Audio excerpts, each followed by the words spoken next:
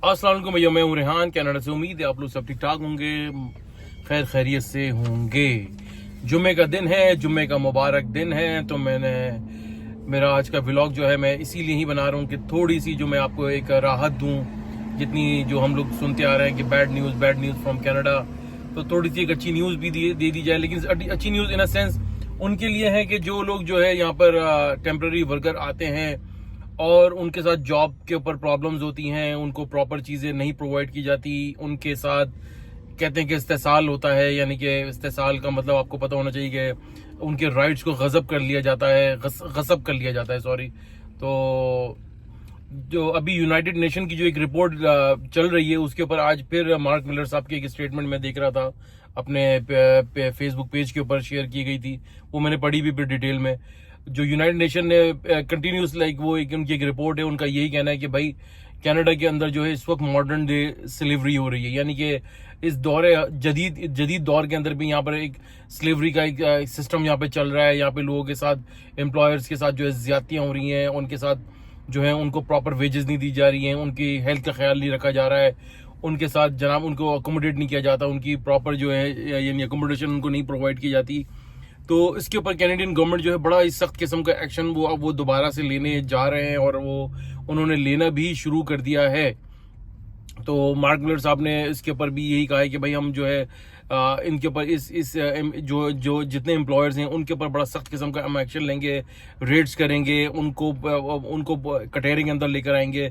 ये सब चीजें यहाँ पर हो रही हैं, विच इज़ वेरी गुड। वो कहते हैं कि the longer it takes the better it is, यानी कि देर आयत दुरुस्त आयत।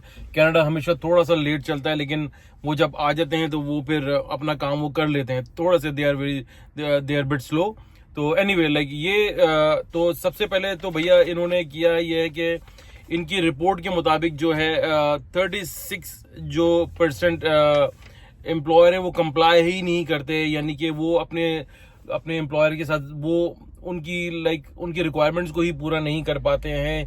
और इसका मतलब ये है कि ये जो ESDC की जो रिपोर्ट है ये एम्प्लॉयमेंट सोशल डेवलपमेंट कनाडा की जो रिपोर्ट है, उसके मुताबिक ये देखिए मैं पढ़ के सुना देता हूँ।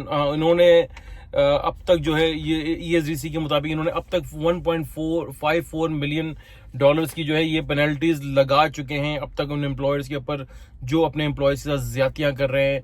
और इट्स कंटिन्यू, ये अभी नंबर बढ़ेगा, थोड़ा सा पुराना है लेकिन ये नंबर अब जाएगा, बढ़ेगा।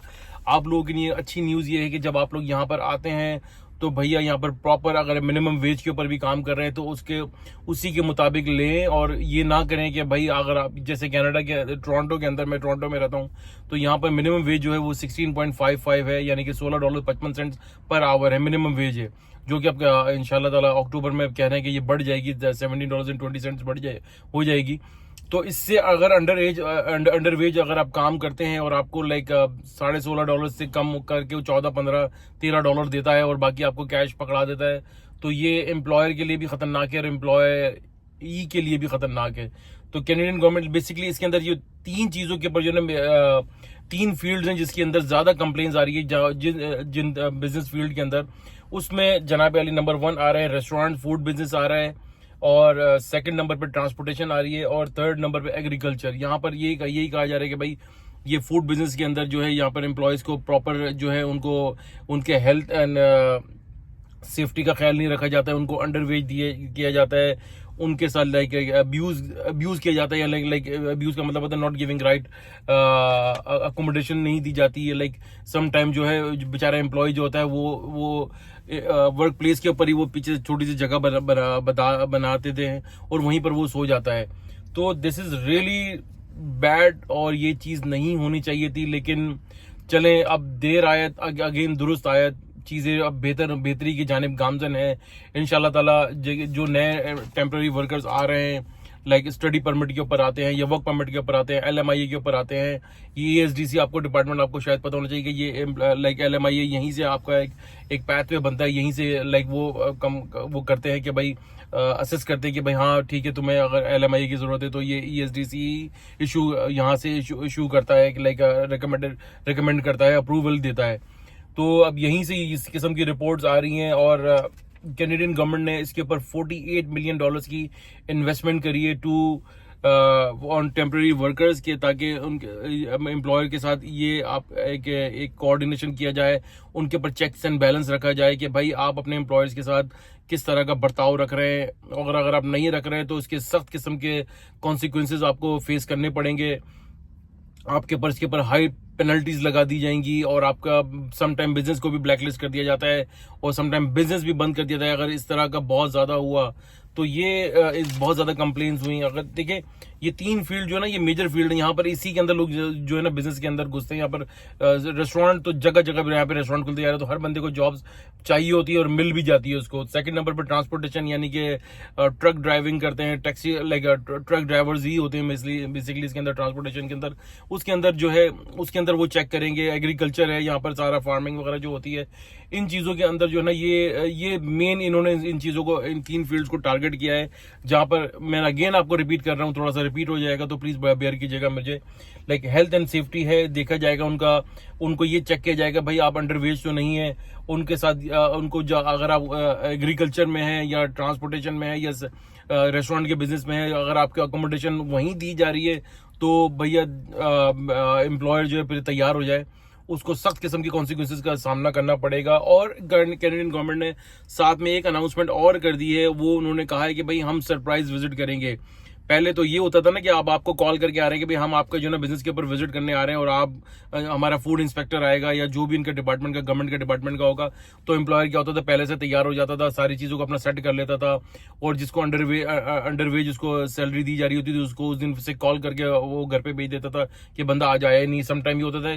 तो अब यही होगा कि भाई उन्होंने कहा we will not call you, we will give you surprise, we will surprise visit, और हम यहाँ पर सरप्राइज विजिट करेंगे। हम आपको जाके आपके एम्प्लॉयर्स के साथ इंटरव्यू करेंगे, और अगर हमें कहीं पर भी जरा सा शक हुआ कि आप अपने एम्प्लॉयर्स के साथ, अपने एम्प्लॉयज के साथ ज्यादती कर रहे हैं, तो हम उसको इंटेरोगेट करेंगे, हम उसको इन्वेस्टिगेट करेंगे। उसके बाद फिर हम देन वी विल डिसाइड कि आपको पेनल्टी दी जाती है, आपके बिजनेस को फ्लैग कर दिया जाएगा, या आपके बिजनेस को ब्लैकलिस्ट कर दिया जाएगा, या समटाइम बहुत ज्यादा अगर प्रॉब्लम्स हुई तो उसको बैन भी किया जा सकता है, which is a good news for like new commerce and new temporary workers.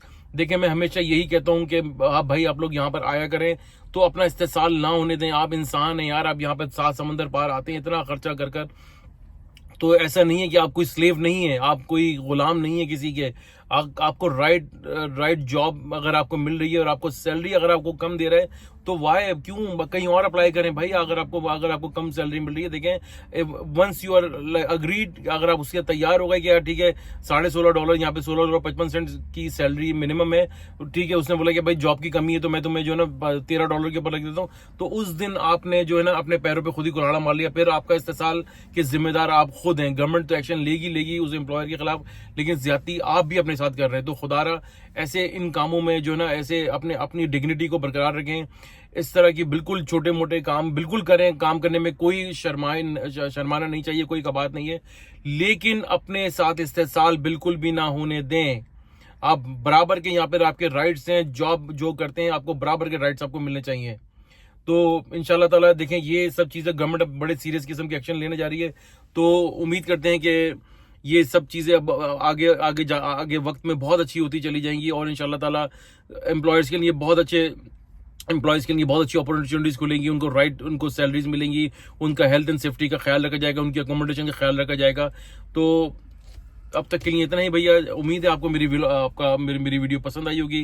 Video अच्छी लगे तो प्लीज भैया लाइक करें, सब्सक्राइब करें, शेयर करना ना भूलिएगा, बेल आइकन का बटन जरूर दबाइएगा।